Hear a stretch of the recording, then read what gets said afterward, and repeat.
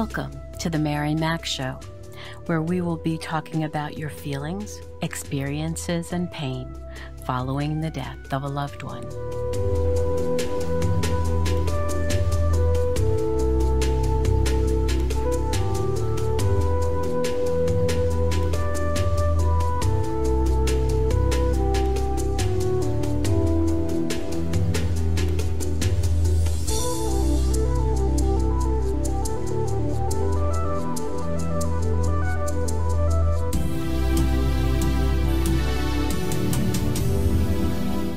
Today, in part 2 of my conversation with Chris Didier, we'll talk about Zach's death, who was 17 when he died on December 27th, 2020, and how his girlfriend's help, Zach's girlfriend, was instrumental in helping catch the killer of this young man. When we were piecing this together, and by the way, the big break in our case was his girlfriend. Really? Yes, I called her mom or dad that night when we learned, and they had to break the news to their daughter. She's 2 years younger than Zach. She's very young. And the next day she wanted to go to the house because she just wanted to see for her own eyes. Zach wasn't there. And she stayed in his room for 4.5 hours, cuddled in his blankets so she could smell him and be near him because she desperately missed him. And as a father seeing a young 15, almost 16-year-old do that, it is just gut-wrenching. And no high school kid should have to endure that kind of tragedy. But she didn't know what happened, but she did know his passcode on his phone because they shared the same code. So I checked it and it opened the phone. The next day, I called the DA's office or law enforcement, and they said, put the phone in airplane mode, turn it off, plug it in, don't touch it. And we're going to have an investigator come out and look at it. And this guy showed up. I think it was the next day. We had family and friends in that house and strangers come to the house to deliver care packages, blankets, food, flowers. So it was kind of a very, busy home. There's a lot of friends and family visiting. And I witnessed this man walk up wearing a Budweiser truck driver shirt and faded jeans and a beard that was out to here and a baseball cap with a big mullet, and did not look like anyone Zach would have known, none of his friends or my family or Laura's family. And his name tag said Hank. And I said, "Can I help you?" And he said, "I'm here to speak to Mr. Didier." And I said, "Well, that's me. What can I do for you, Hank?" And he said, "Oh, shoot.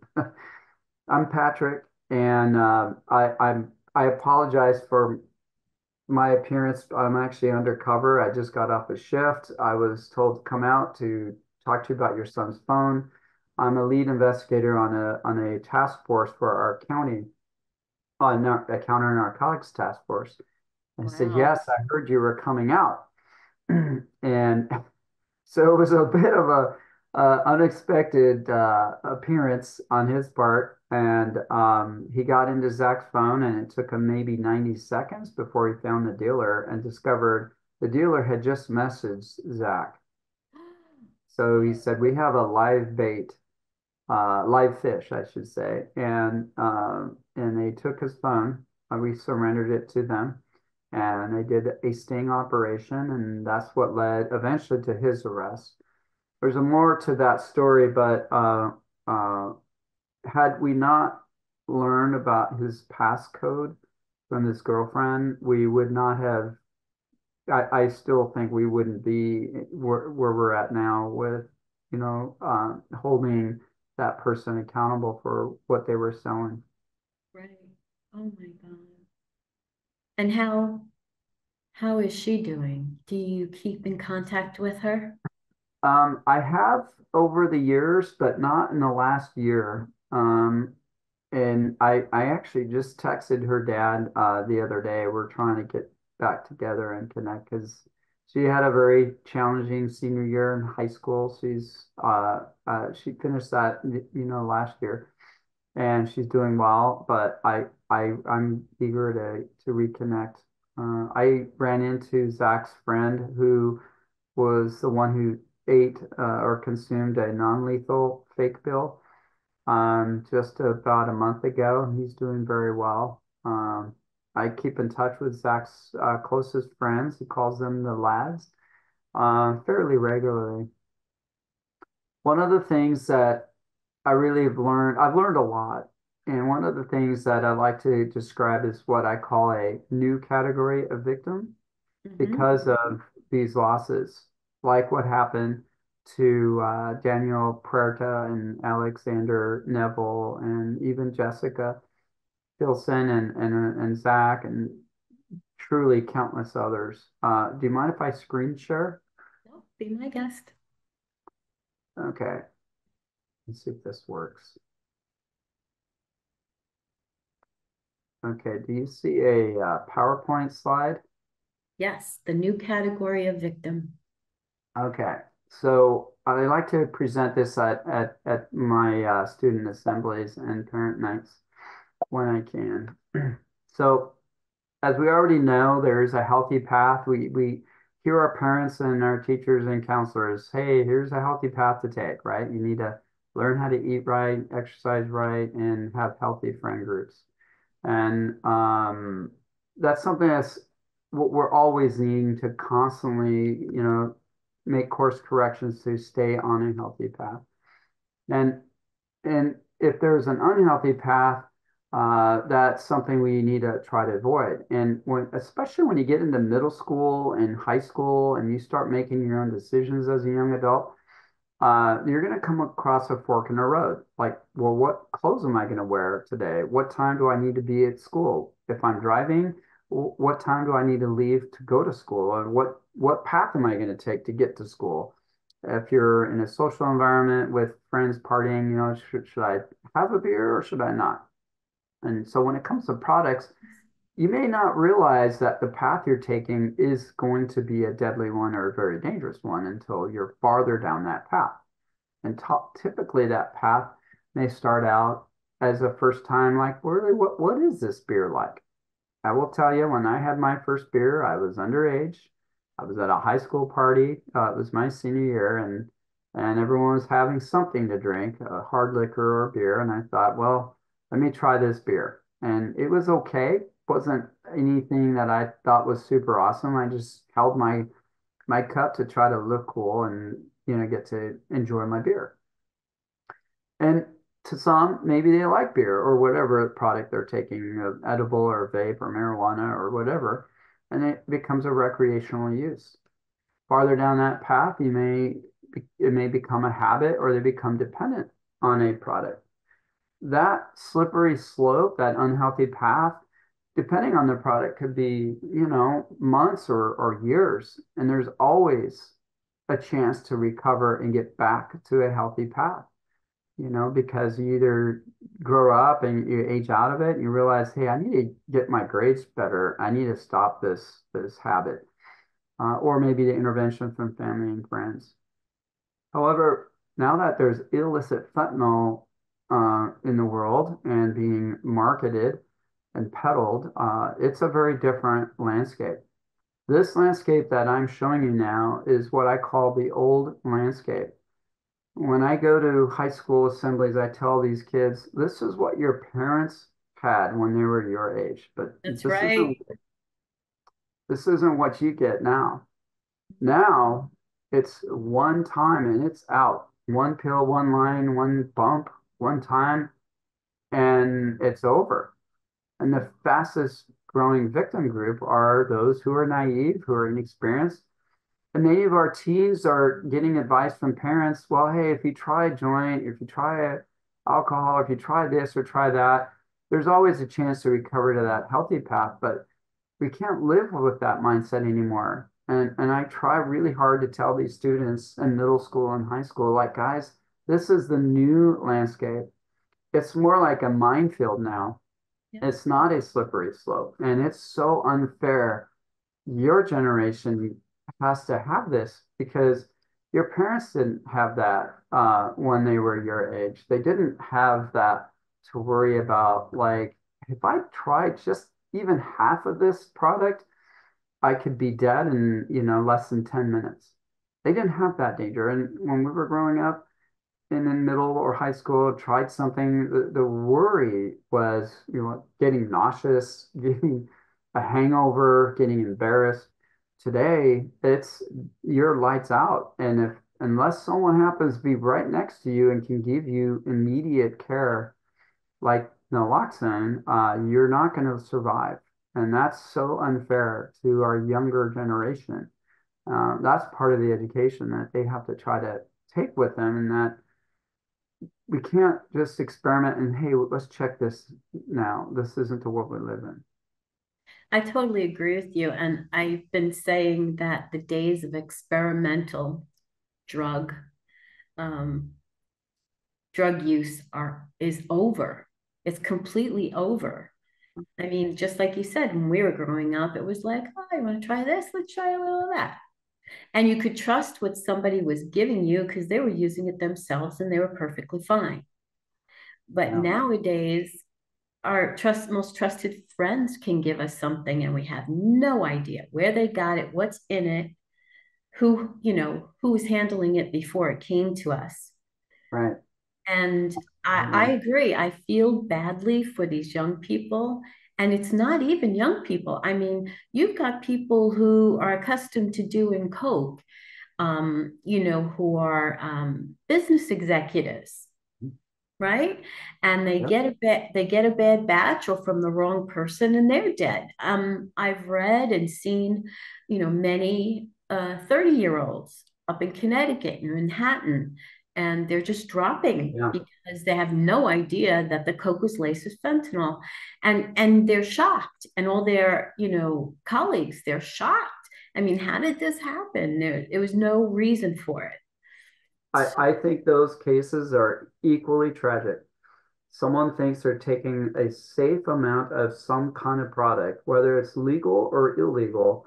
Yeah. And if they don't realize fentanyl has been added to it, or it's fake, made only of fentanyl, and they don't know that, that's a new category of victim. And Yes. it's absolutely uh, a horrific reality of what we live in. And as Steve Filson liked to look at it, but for fentanyl, if fentanyl was not at all involved, whether it was just a beer or a pill or cocaine or whatever product, a vape, of edible, then that person would have had the old landscape model.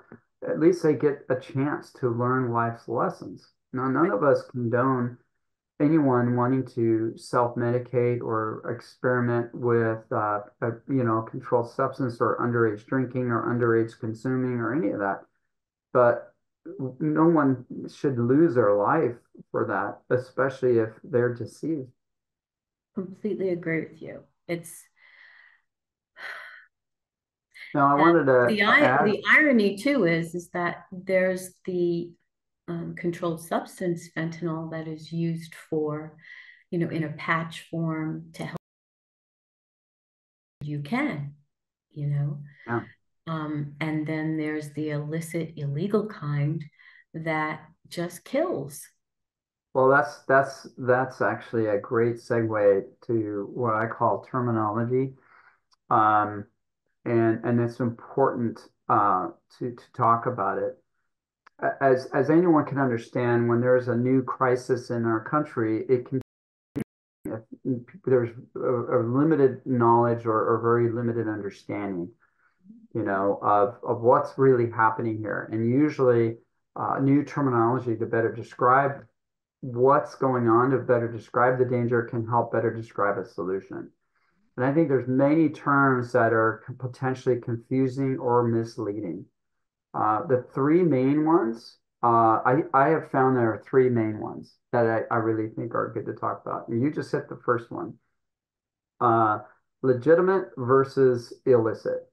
As you know, because of your personal experience after having a bad accident, legitimate fentanyl actually has helped millions of people. Yes. Legitimate fentanyl that was produced in a certified lab that's used for very specific purposes under very close observation, whether it's heavy surgery or recovery from surgery, dispensed in a duodecic patch for a very specific thing. And a lot of people benefit from that. And I think that's a great drug. But what we're talking about is illicit, illicit defined as a product made unlawfully, without regulation, or without authority, and without control. And I think that's an important distinction to make because if we demonize just fentanyl, possible we're going to close the ears and minds of a listener who they themselves or family they care about have significantly benefited from legitimate fentanyl. So I'm pro legitimate fentanyl, especially if it's really helpful to people. What we really want to focus is on illicit fentanyl, and I try my best. I don't always do it to say illicit in front of the word fentanyl. The Right. second one is laced versus fake, and I see this a lot. Okay. Laced is, by definition, in my mind, is to adulterate or contaminate with a substance into a known product or known substance. So the term cocaine laced with fentanyl, I think, is accurate by definition. But when I see reporters or on the news pills laced with fentanyl or fentanyl laced pills, I think can be misleading because it can conjure, by definition of what laced is, it can conjure the notion of, oh, these are real pills that somehow had fentanyl put in it, just like cocaine had fentanyl put in it. That's not what's happening. No. It could conjure the mind that, well, maybe some dealer broke into mom and dad's medicine cabinet and took legitimate oxycodone or Xanax or Percocet or Adderall, and they somehow sprinkled fentanyl in it. But that, again, is not what's happening. I've worked with multiple crime labs throughout the US, most of which are DEA, and I've asked them, have you ever come across a legitimate pharmaceutical grade pill that somehow had been altered and adulterated with fentanyl? And they said, no. We either see the real thing or fake. And 99% of what we come across are fake. And there's no legitimate anything in it. It's just counterfeit, like, counterfeit money. Yes. This $100 bill isn't partly real and partly counterfeit. It's all fake or all real. So I like to use the term a fake pill made of fentanyl instead of laced with fentanyl, because I think that more accurately describes it. And then the third That's a very good one, point. No, that's a very good point. Very and the good third point. one is, I'm sure you've heard, is the difference between an overdose and Oh, poisoning. yes. Oh, yes. Yeah, and I Because think we need to, and how I discuss that, if you don't mind me jumping in a minute, yeah, go is for it. that you don't have a 3-year-old dying of fentanyl because his parents were irresponsible in their Mhm. house and they were all doing drugs with their friends and the little ones killed. That is not an overdose. There is no such thing as a 3-year-old doing drugs and overdosing. So why would you say that a 17-year-old or a 20 or 25-year-old who is not involved in any of that would be overdosing? No, it was a one-shot deal that killed them. Right. That's how I feel. I can't agree with you anymore. And I like to use the 1982 tragedy of the extra strength Tylenol bottles that were tampered Yes. with. The first, Remember it. yeah, there were 7 people who died. the government came in and they cleaned out all the shelves of Tylenol, and that's where they invented the tamper-proof seal because people thought they were taking extra strength Tylenol to manage cramps or headaches when they consumed a potassium cyanide tablet that looked and mimicked like a Tylenol pill. That is not, can't say they overdosed on Tylenol because there was no Tylenol. And why would you say you overdosed on potassium cyanide? They didn't know they were taking that. When you look at the manner of a person's death, not just the mechanism, but the manner, I think poisoning more accurately describes what is going on here. And that's a common problem because in all of our advocacy work, I think the biggest struggle that we have, and all the nonprofits that are out there, and I know families from almost all of them, uh, I've seen our biggest struggle is one thing, and that is stigma. Stigma of those who have no direct experience or understanding of what's happening, and they think of what they do know, and that is, oh, the war on drugs, the person who's unhoused in an alley with a needle in their arm, and those that's a tragic situation there, but that's not on them because then the addiction gets connected. And if addiction is attached to our story, like Zach's or Daniel's or Alexander's or Jessica's, then our message is lost. Like, hey, this is not what you think. This is something very, very different. And we really need to educate ourselves. I completely agree. And it's horrible that that stigma is there. I mean, in the past, there are people who were having a very difficult time with whatever substance they were using, and they may have recovered and then gone to rehab and developed a productive life that didn't have anything in their system, and they built a whole different life. But nowadays, we don't have that option anymore. Most people who are taking all these different kind of drugs, they have no idea when some fentanyl is going to appear. If you were to go to a bar and watch the World Series with your friends and you just turned 21, right? And it's your favorite team and you bought beer at the bar and and you see what looks like a home run and everyone's glued to the screen, you're yelling and all that. And while that was happening, someone adulterated your beer with potassium cyanide. Mm-hmm. And you drink that beer. Is it your fault that you were in a bar drinking beer? Well, you're kind of culpable. You shouldn't have been dealing with your addiction of drinking beer. Or is it the person's the person who puts that beer in or that cyanide in your beer that's the person that should be responsible? Who's at fault here?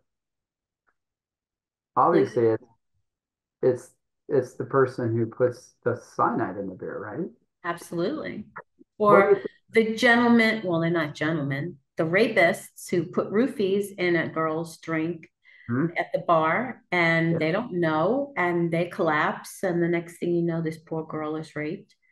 right. And you know Yeah, they're the absolutely. culprit. It has nothing to do with what she was drinking, Or has what she nothing was to do wearing where or she thinking. was, what she was wearing. Exactly. When we were trying to change laws with homicide, one of the big sticklers and the stigmas, like we talk about, was what exactly was she wearing? And if she was wearing something provocative, then it served Hmm. her right. She should have been killed. She should have been raped. And we would go through this in court. It was ridiculous. The defense attorney would say all these things. And it's not exactly the same, but it's on that level. Let's blame the person who was hurt, the victim or the person who was killed. Let's blame them. And You know what? That's such a really good point. And going back to the example of a person at a bar at a World Series game and on their 21st birthday. Well, what if they were this game was the day before they were turning 21, and there were only hours of being legally allowed to drink. Does it make a difference then? Well, you were not technically legal because your birthday was at midnight and it's 6 at night. So you were 6 hours. So now it's your fault because you were, as a minor, drinking. Right. Clearly, it should make no difference. Well, what if they're 1 year from turning 21 or 5 years from turning 21? The focus isn't that, well, they were underage drinking. It doesn't matter. The crime was putting something in a drink in this example. And sadly, one of the very first public safety committee hearings about trying to promote a new law or bill, I should say, introducing a bill that brings accountability to those who are dealing.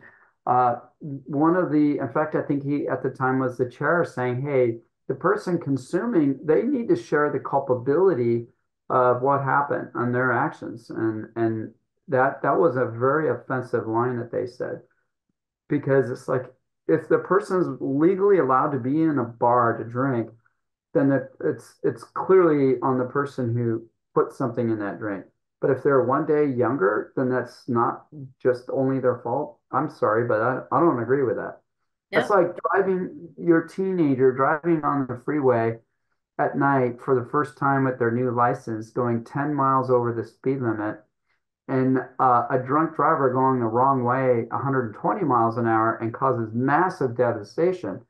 And if it's shown, well, your teenager was driving 10 miles over the speed limit with the flow of traffic, since they were technically breaking the law, they need to also be partially at fault for this accident and the fact they died. It is everything to do with the drunk driver going the wrong way. Absolutely. No, I totally agree with you. And then you have the unscrupulous, defense attorneys who will just I they know have they're kind no of. they have no no no sense of right and wrong. They just Can want I to win. share one other important aspect on Absolutely. this? Um, why? So as you mentioned, I'm a member of Victims of Illicit Drugs, VOID, and there were many other quality nonprofits out there. I think that have worked alongside with like several, so many of grieving families who are all in the same mindset. We need to educate. One of the more important parts is to why we have to educate, especially to our youth. So, I'm going to try something here. So I had made this. I don't know if you can see Yeah, it. Okay. I can see the grid, the Okay. graph. So this is I call this fentanyl increase in fentanyl deaths or a percentage of growth. And as you can see over here is the percentage of growth, and on the bottom are the age demographics. And if you look at this 19 to about 69, this is information that came down from CDC, and here's their website.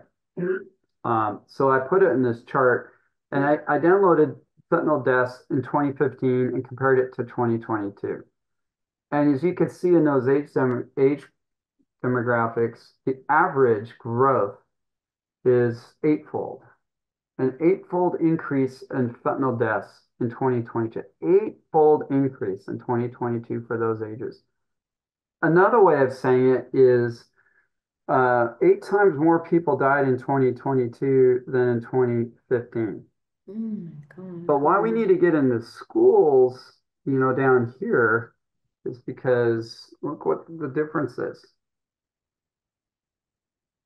17-fold increase of deaths in 2022 for those ages. Oh my High goodness. school kids. That's a 1,000, what's that, 600% increase in fentanyl deaths in 2022 than in 2015. And it looks like 2023 is even worse because there is a marked sharp rise of teen deaths. Um, because 2023 numbers are not finalized past August right now. Mhm. Probably in about 3 months, I'm going to come up with a new version of this. It's probably going to be just as bad, if not worse. But what I wanted to point out here is, as it's shown in yellow, this age group towers over all the other age demographics Mhm. of the fastest growing victim group, and why it's so important to get in front of students in schools and campuses, particularly middle, high school, and college age demographics, and just say, hey guys, there's a new category of victim. Here's the danger. Here's how lethal. Here's how pervasive it is. Here's the trickery that's going on social media. Here's how social media apps are being exploited. And you just need to be aware of like how this is happening. It's absolutely paramount we get this to the generation that's connected. Totally agree. And it's hard for these kids to really grasp what's going on unless they've known someone who was killed by it. I don't think it really connects with them, you know? And that's what's so sad. I'm glad to do these interviews, these conversations, because these young people need to know more about it. They need to hear from parents who have gone through this, you know, and maybe that will jar them. Maybe that will help them understand how lethal, how devastating, how it changes the whole dynamic of a family when a young person is killed in this way, in any way, but especially this way, because you think it can be prevented, but not always. They're Right. thinking they're getting one drug or one something, and they get something completely different. And it's like you said, it's completely counterfeit. It has nothing to do with the real drug. I think that one of the biggest probably mindset we need to challenge is the idea that, well, that the chances of this happening are not going to happen to me. Right. A great example are four cases that happened the summer of 2021 in our area, like probably I want to say a 15 square mile area. Okay. And that is so Laura and I were interviewed by our local media, and then there was a national interview with Kate Snow on Dateline and or Nightly News, sorry. And we started working with Sacramento County and the county I live in, Placer County, creating a One Pill Can Kill campaign. And there were multiple news stories going on. And then, of course, we go to the Capitol trying to promote and support laws to help bring accountability here. Well, there was like I said, there were four stories. I'll give you an example of one where a mother explained to their son, have you heard of this thing called a fake pill? Do you know about fentanyl? And they were like, wow, I didn't know, I didn't understand. Mom, don't worry, blah, blah, blah. Well, as you can understand, I'm sure can guess, they came across a pain pill they thought was legit, and it was fentanyl. And by the act of God, Grandpa happened to walk by uh, his bedroom, probably going to the bathroom, I think, and heard really unusual, loud gurgling sound, snoring sound, and thought that was very unusual. And went to check on him and realized something's not right. He called 911. They Narcaned him. He went to the hospital, and he survived.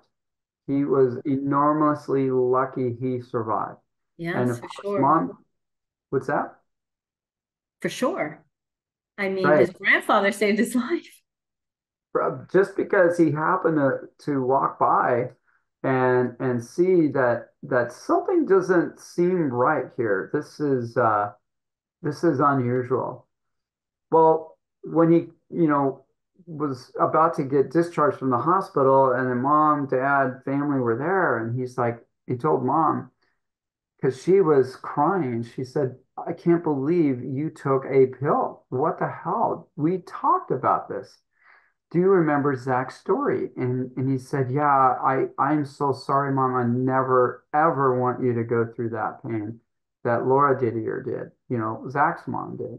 Because, you know, his mom said, I don't want to go through what Zach's mom went through. As a mom, I cannot imagine. I don't ever want to come there. And he was very emotional and said, I'm so sorry. I will never, never do that. Guess what? Oh, no, don't 4 months tell me. later, He did, and he died. correct. And that's one of four young people in our area throughout the summer of 2021.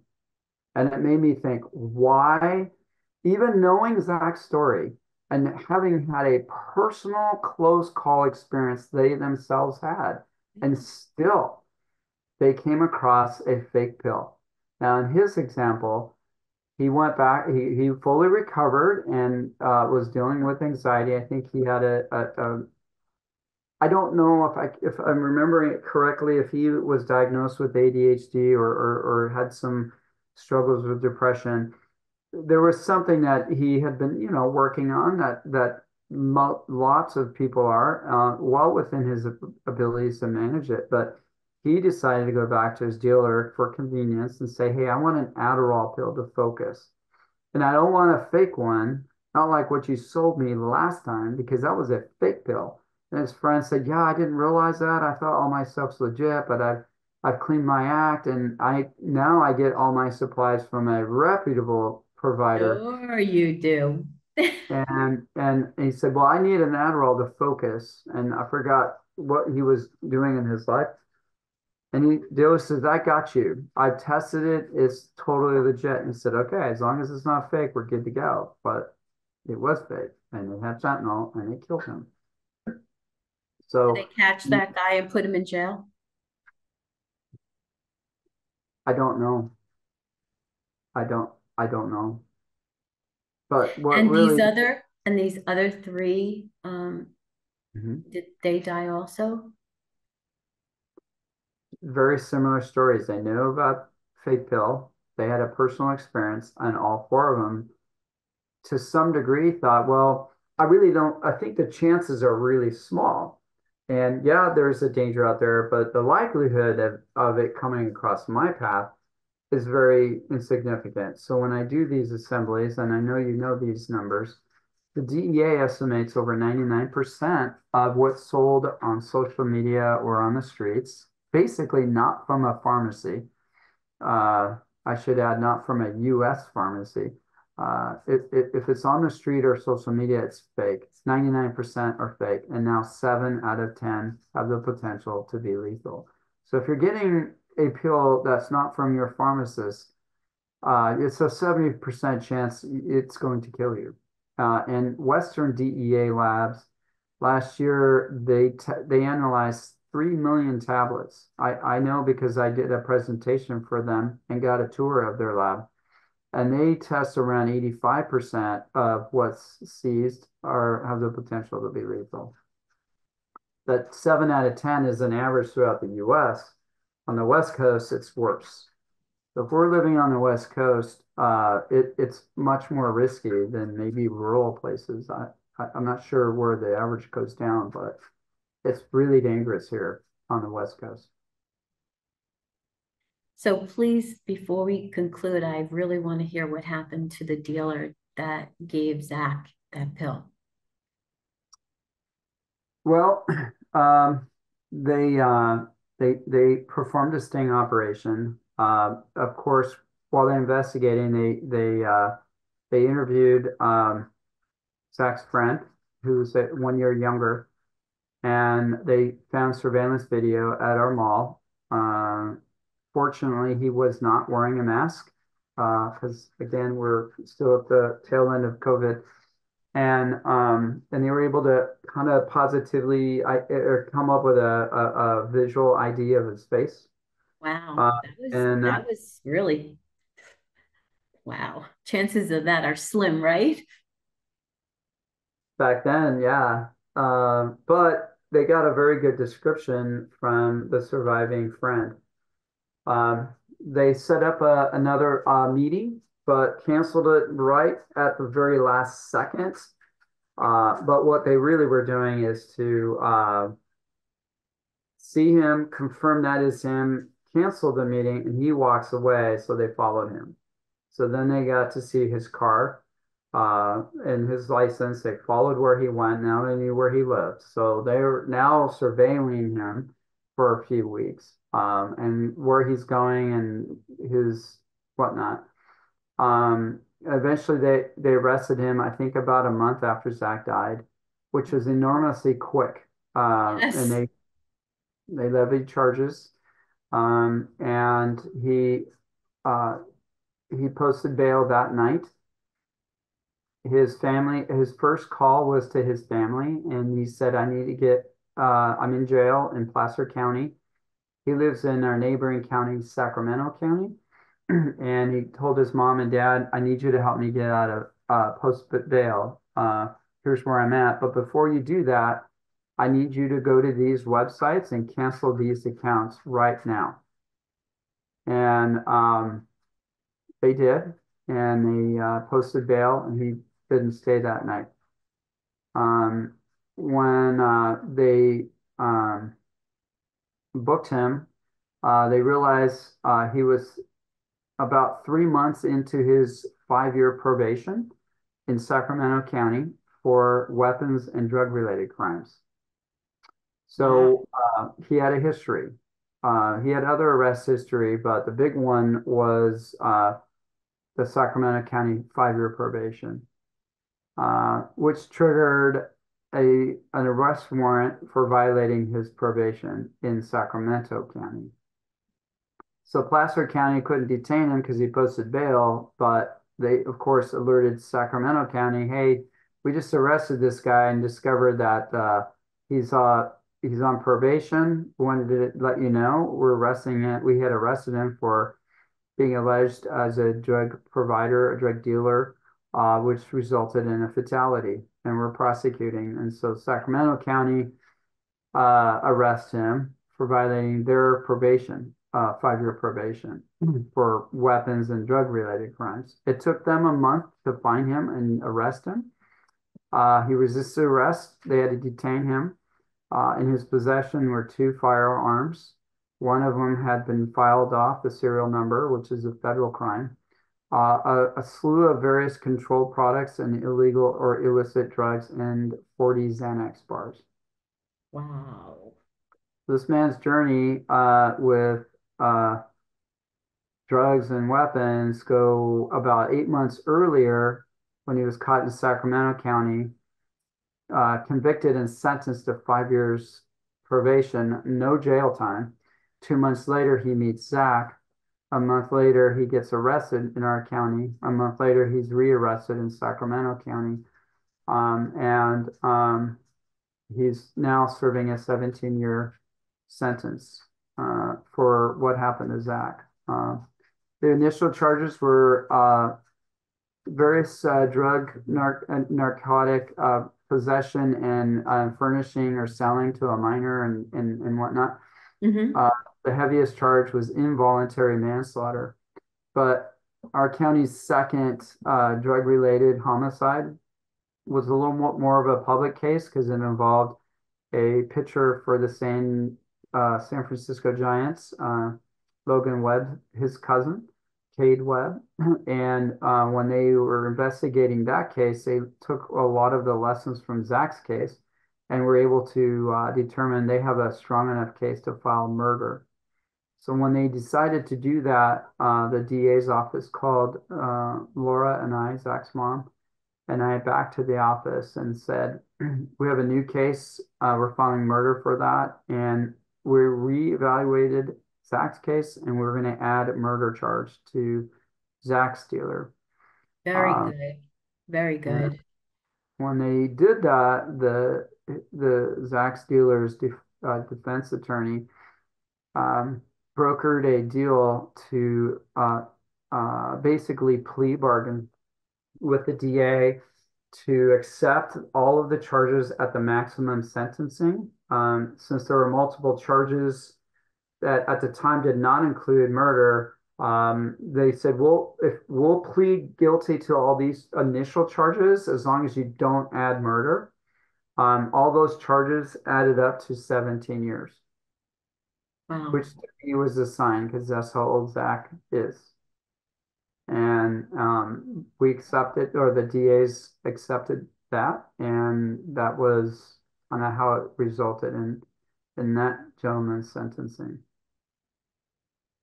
Well, I'm glad to know that he was caught and convicted and he's behind bars. And at least this one can't do any more damage to other people. I've learned a lot in my advocacy efforts. I learned a lot from other parents. I gain a lot of strength. So this is a club none of us want to be in, as you know. Yes. But I've learned a lot, and I've gained a lot of strength from so many parents. The first family to really help me and Laura was the Turnans, Ed and Mary Turnan, who run a nonprofit called Song for Charlie. I quickly met Matt Capilouto, who's the president of Drug-Induced Homicide. And then I met, of course, Jaime and Amy and Steve. The list is long. And I think what helps me compartmentalize things to help fight this crisis is to break it down into three spaces or lanes, I guess. The first one is awareness and education, which we talk a lot about. We shared some specifics and some of the evidence or science and the statistics that I think is so important for our youth and parents to learn about the changing landscape and the danger and the deception. Another space is I like to call the prevention and treatment. And I group those together because I think they go hand in hand. So those who struggle with a drug addiction, and now there are many who struggle with fentanyl addiction because they came across fentanyl, survived that encounter, and now they're addicted to it. And now they're struggling with the shackles of addiction. And to help them with not just immediate treatment, but effective treatment. It includes a lot of conversations about prevention and how to prevent them from going back to taking that drug. I think that space, I'm still learning a lot. It's probably the biggest space, and there's so much to talk about and so many variances there. And I'm learning. And then the third space is accountability space. And of those three spaces, I think that one is the one we are woefully behind in. I've done a lot of work, or trying to do a lot of work with legislation to amp that up. And as far as the accountability space, there's two lanes. One is holding people accountable for peddling poison for profit, those who are willingly and intentionally selling something, knowing that, hey, there's a chance this could actually be lethal, but hopefully not, and I can get them to come back. Those people need to be held accountable. And the other lane of that is social media. I'm a strong believer that social media is still a wild west right now, and that there are needed safeguards and appropriate, like measures that need to take place to make it safer for their consumers, so that people cannot just openly advertise and conduct nefarious or illegal business on these platforms. And part of a solution is to change our laws and say, look, if you're going to do business in our country that connects millions of people, you're going to need a license. And to have a license, you need to demonstrate you can police your site by and you need to allow us to come in and inspect your site. Yep. If you're going to run a restaurant, you are subject to having random and no notice health inspectors check to see how you process your food, how you store and label food. If you run a dry cleaner or a coffee shop, you need a license to do that, and anyone can sue you if you have an unsafe environment and someone gets hurt. But right now, laws protect social media companies from being legally liable for that when we need to hold them responsible to police their sites and prevent people from doing illegal activities. So I think that space of holding dealers accountable and bringing social media responsible, holding them responsible for making it safer, there's a lot of work that needs to be done there, and I'm trying to put a lot of energy into that space. And may I add one other segment of that space? Yes. Judges need to be held accountable for what they don't do when someone is murdered because of drugs. So in other words, there was a magistrate, I think is the title he has, in Pittsburgh area, Allegheny County. And there were 3 dealers who had hundreds of thousands of dollars worth of illicit opioids. Okay. He let them all out on bail. See, that angers me more because these judges will not be accountable in their own right for protecting the people in their communities. All they needed to do was put these guys behind bars for, first of all, no bail. Okay, no bail before the trial. And they claimed that there was enough fentanyl between them, it could have killed everyone in Pennsylvania. That's crazy. And those people come before a judge, and a judge doesn't think that that's a valid reason for keeping these guys behind bars before their trial. See, that makes me very angry because I've seen so many judges who have not done the right thing with murderers. And these people, in my mind, are murderers. I agree. I think the judges, there was a similar case in California, and the judges are like, hey, I'm just following the laws. You need to talk to the lawmakers. Okay, we'll go to the lawmakers too. But there is some discretion. If you feel as a judge there's danger to public safety, Yes. then you need to be the one that says, well, I'm posting a bail here, that or requiring a bail to be posted so that it is commensurate to the potential danger to society. See, but from my perspective, someone who is caught with that much that would kill that many people, there should be no bail whatsoever, and it should be a given. With what's in the news recently, and this is just not much different than last year, how many million lethal doses were seized just by DEA alone is more than enough to kill every man, woman, and child in our country. That's right. Do you know so when the DEA comes across those people, what are they doing to keep them behind bars? That's a good question.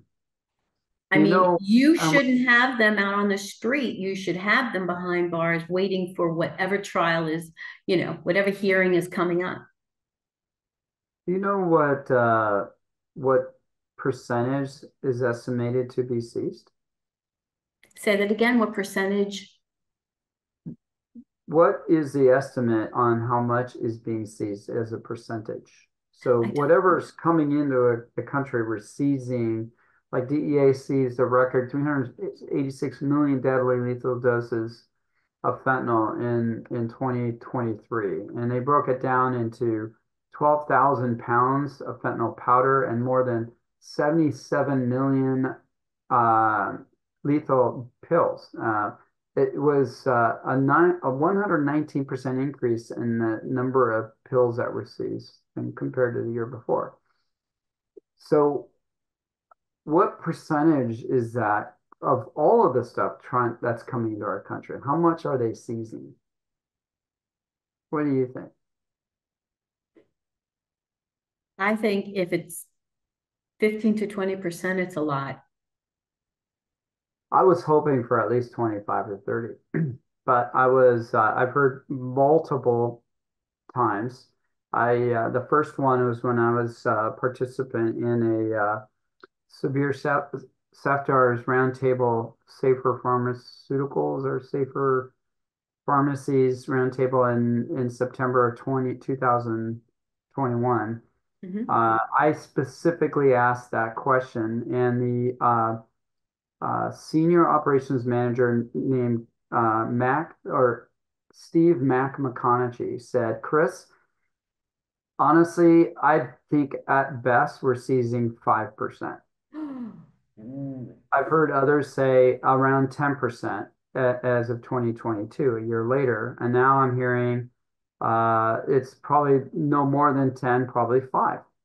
So if 380, what was it, 386 million lethal doses were seized in 2023, well, if that's no more than 10%, where's the other 90%? Right.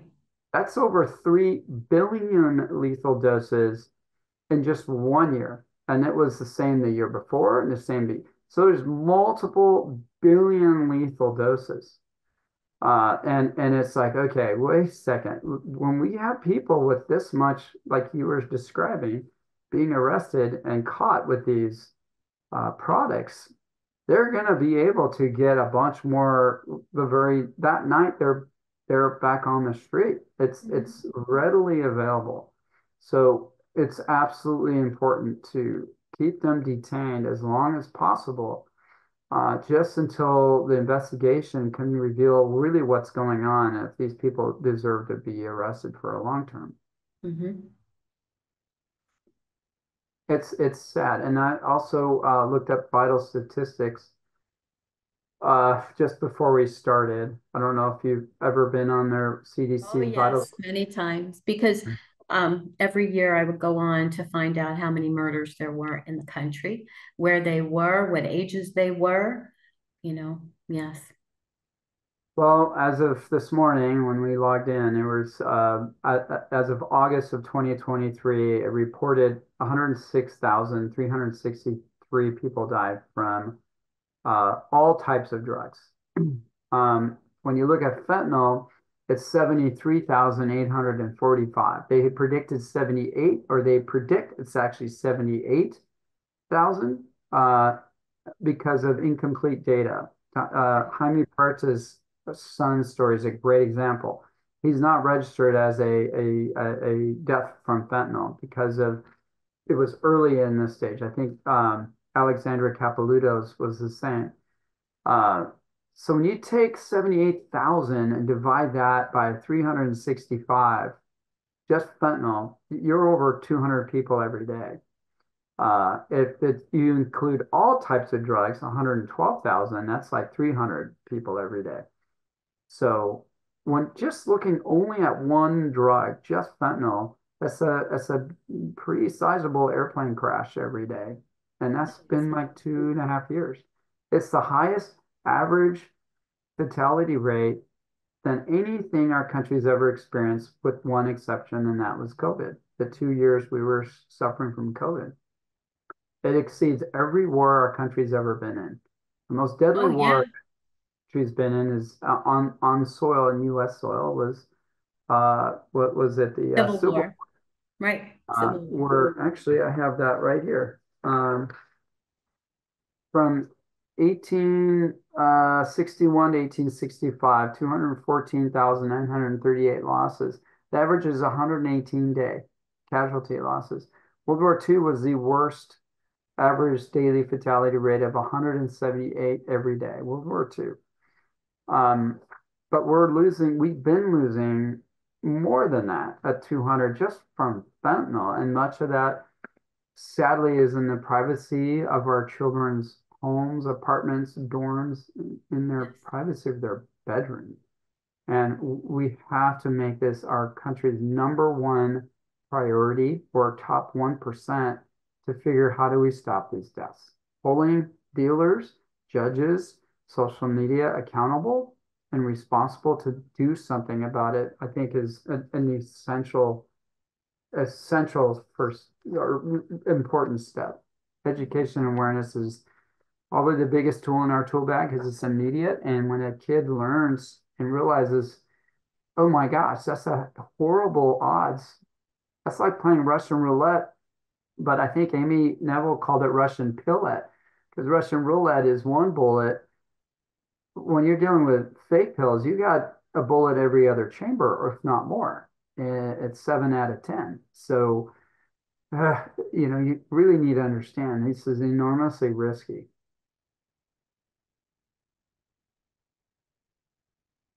I want to just thank you for all this education, for sharing everything about your journey. Thank you, Mary. I can't even imagine, especially that Zach was such an accomplished child. And for something like this to happen, people just don't understand. And sometimes there is no explanation, but it still happens. I think that when you really think about it, all of our endings may be as indelible as those we've loved and lost. But I really like to believe that life is more than that. And it's what we make of it.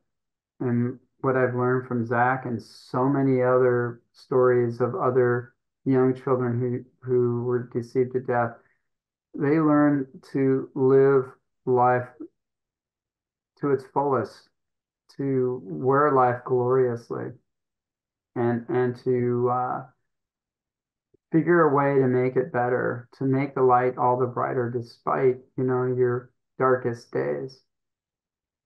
And maybe, that's why we're all here. People like you and people that work with other, nonprofits like we were talking about with VOID, to show each other and to show the world that life has purpose and meaning and that we need to do something about it. Tragedy strikes everybody.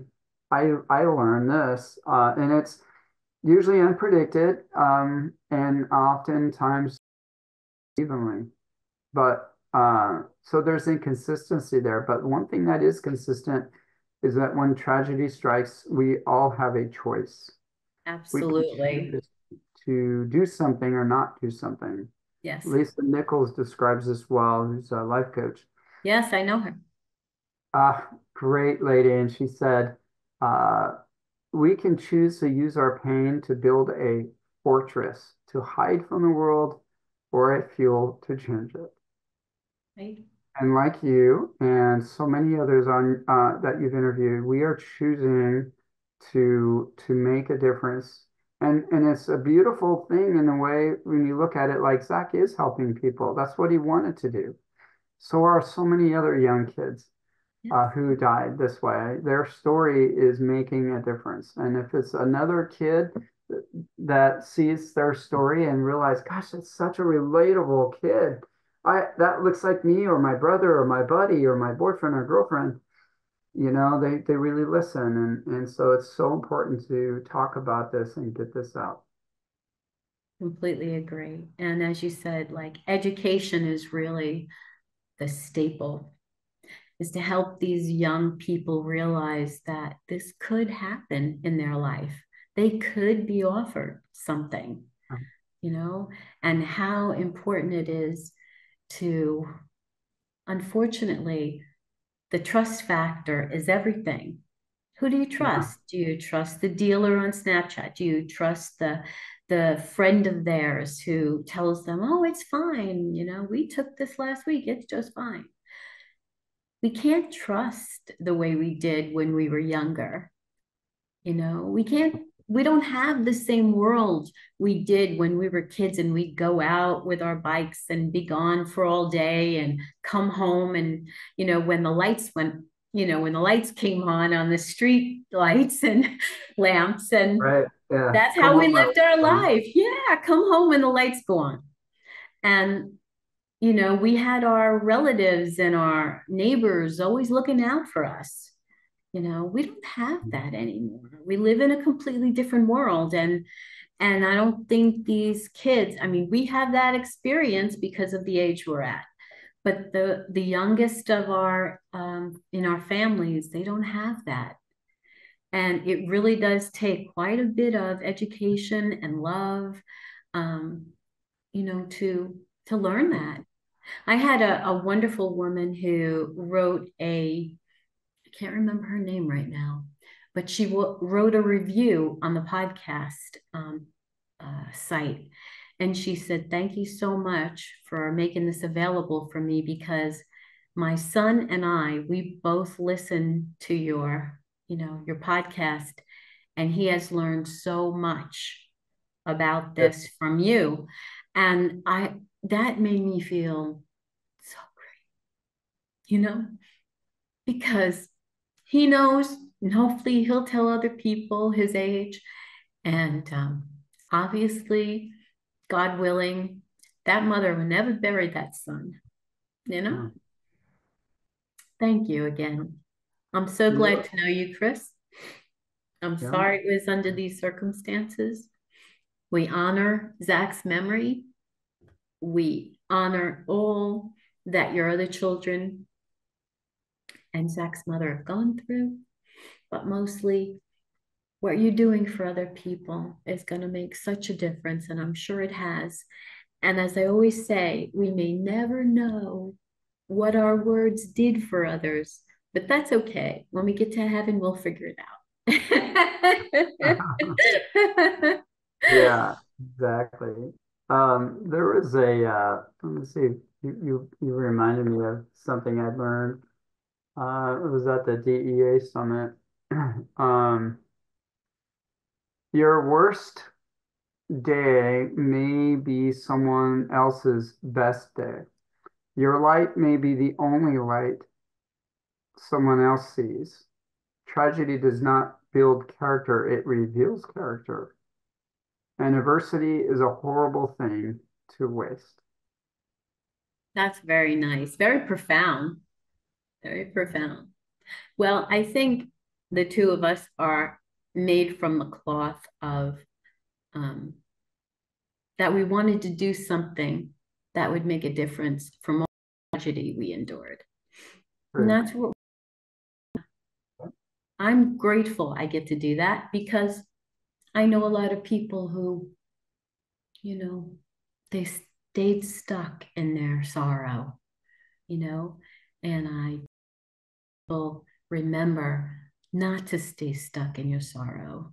Do something for somebody else, be grateful for what we do have every day, because we are living examples that we don't know when tragedy will strike us again, and and so I'd like to think that being grateful for what we do have now.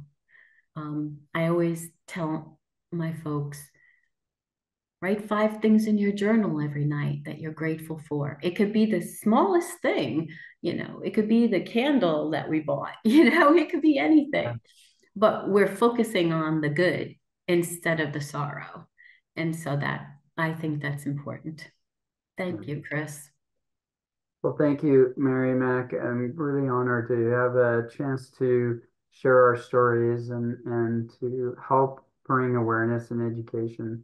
It's really needed. So thank you again for all the work you've done and what you continue to do. So. Thank you so much, Chris. Pleasure to know you. And likewise. Please, excuse me? Likewise. Thank you.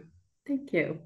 So to my audience, please share this interview, share these words of wisdom that Chris has given you. And whether you subscribe, share, like, comment, review, we need all of it, because it's important that we get this out into the algorithms to do more and spread the word longer, farther, and to people who really do need it. So thank you. Have a great night. Thank you. Stay safe. Bye.